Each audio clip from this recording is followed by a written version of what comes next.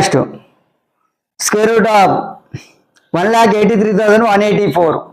So దీని యొక్క వర్గమూలం అంటుండ్రు last 2 digits, only focus on last 2 digits. 84 ఉంది, ఎంత 84.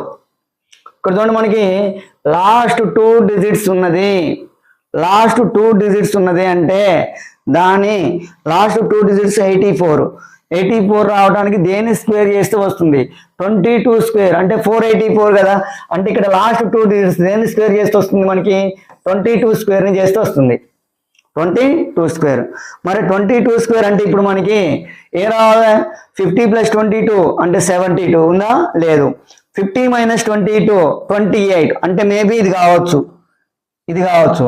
నెక్స్ట్ 100 + 22 122 ఉందా, లేదు. నెక్స్ట్ 100 - 22 100 - 22 అంటే 78 కూడా లేదు.